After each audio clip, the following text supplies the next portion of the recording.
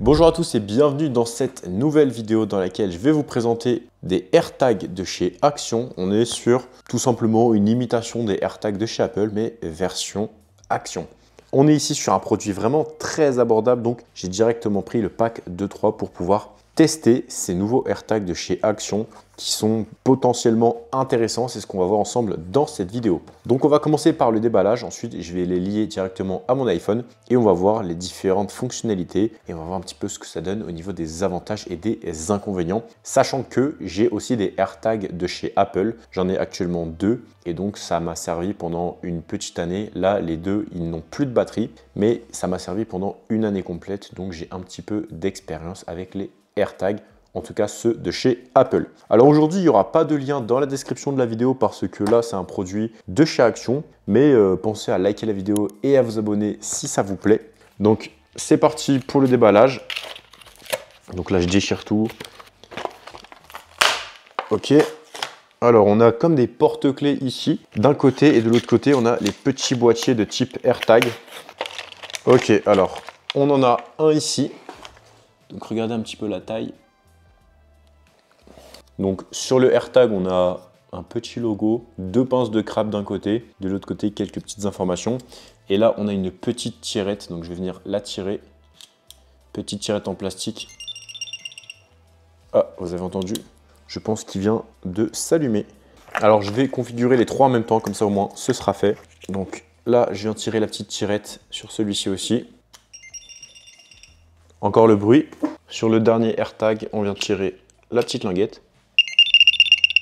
Et ça nous fait un petit bruit assez surprenant. Alors les AirTags, pour l'instant, je les mets sur ma droite et on va se connecter directement avec mon téléphone. Et on va voir un petit peu comment on se connecte. Alors, je vais dans l'application localiser. Alors, je clique sur ajouter un AirTag.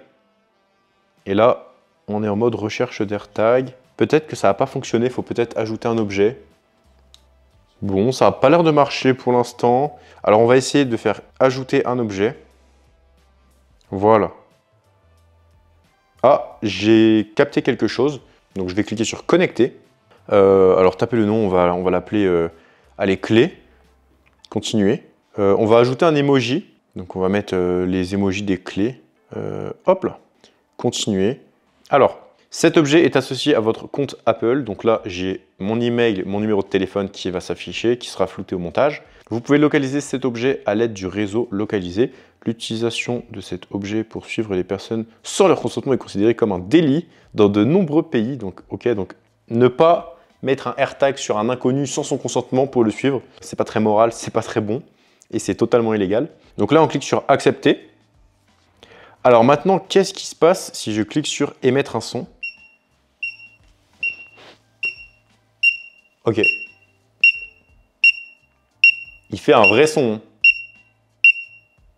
Vraiment, c'est pas négligeable, il sonne assez fort.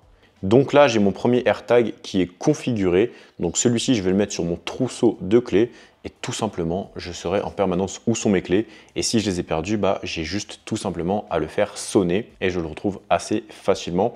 En plus du fait qu'on a bien sûr la localisation sur la map directement accessible sur votre iPhone. Alors maintenant, je vais ajouter les autres AirTags. Donc là, j'en ai trouvé un deuxième. Donc là, je vais le connecter. Là, je vais taper son nom. Portefeuille.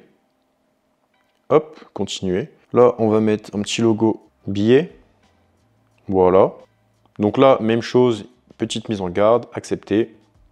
Donc là, je viens de configurer le deuxième AirTag. Pour savoir lequel c'est, je vais émettre un son. Ouais, ça sonne vraiment fort.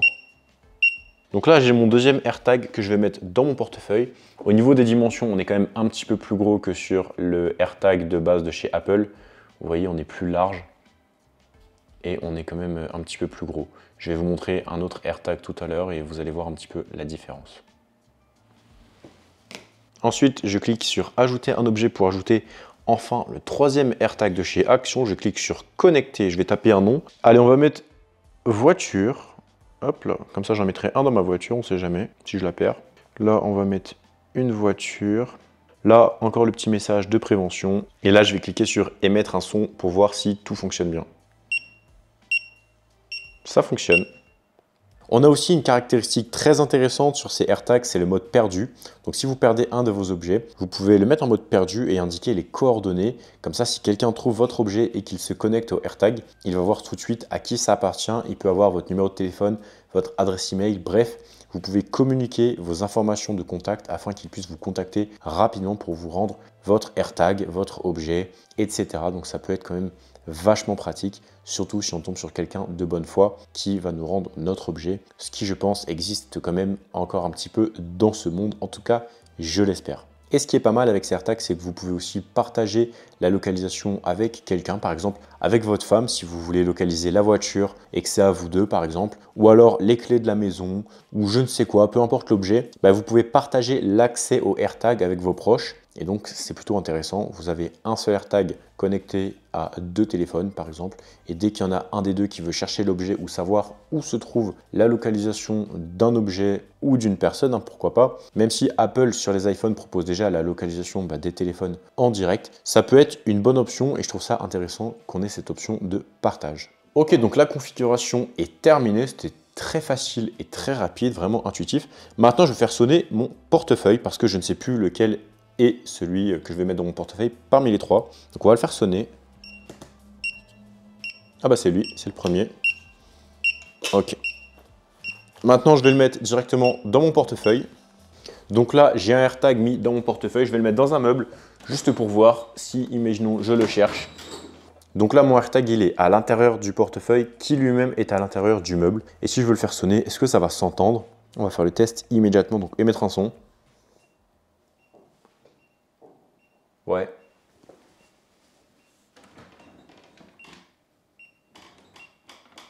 Ok.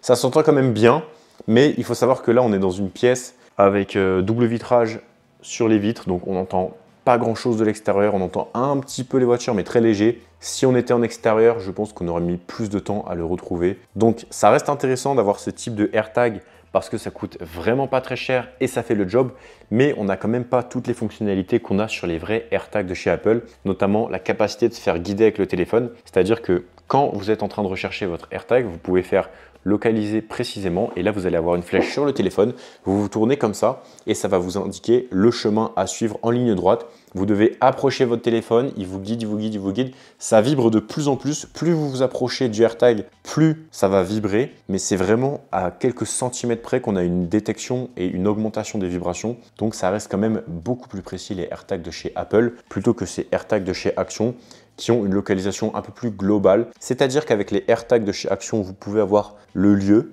Par exemple, si vous êtes à Paris et que vous perdez votre portefeuille à l'Opéra Garnier, ensuite vous continuez votre journée et vous vous rendez compte que vous l'avez perdu, vous pourrez aller sur votre téléphone et voir que vous l'avez oublié à l'Opéra Garnier.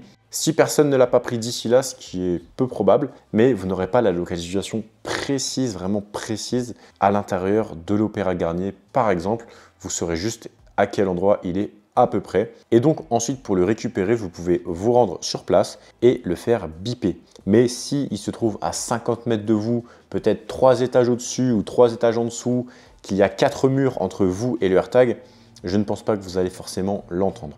À savoir qu'avec les AirTags de chez Apple, vous aurez en soi un petit peu le même problème, voire exactement le même problème, parce que oui, vous avez la localisation un peu plus précise avec l'iPhone qui peut vous guider, mais c'est uniquement lorsque vous êtes en Bluetooth avec le AirTag.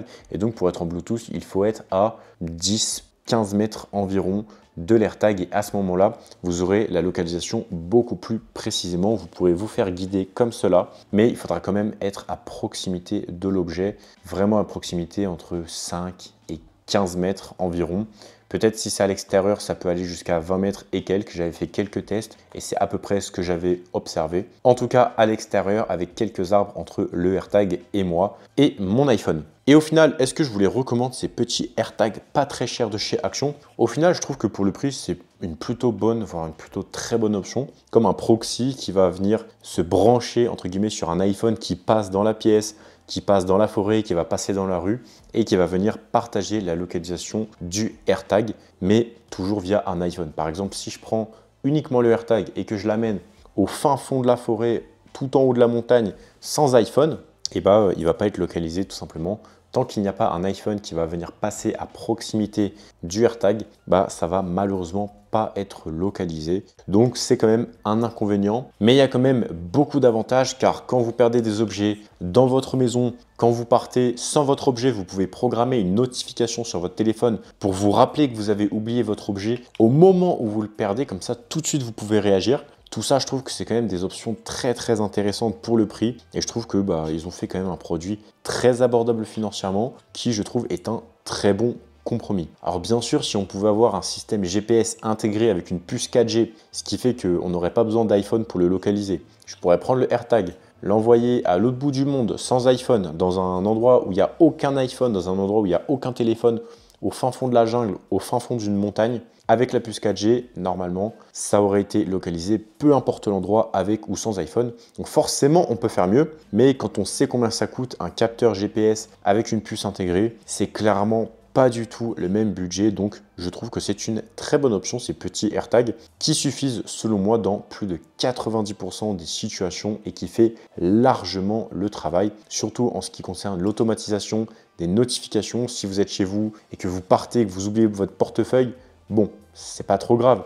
Mais si vous êtes chez un ami et que là, vous oubliez votre portefeuille, vous avez la notification. Si vous êtes au cinéma, que là, vous partez sans votre portefeuille, vous sortez dehors, tout de suite, vous recevez une notification. Donc tout ça, c'est quand même très intéressant pour un produit à moindre coût. Donc au global, c'est un produit que je trouve vachement intéressant. Malheureusement, j'ai pas de lien à vous proposer ni de code promo pour ces AirTags, mais je trouve ça vachement sympa. Donc si vous intéresse, vous pouvez les acheter directement dans les magasins Action. J'espère que cette vidéo vous a plu. Si c'est le cas, pensez à la liker et à vous abonner, c'est très important. Donc merci à tous ceux qui le feront. Sur ce, on se dit à tout de suite dans la prochaine vidéo qui va s'afficher à l'écran. Et pour les autres, à très bientôt. C'était Raftor.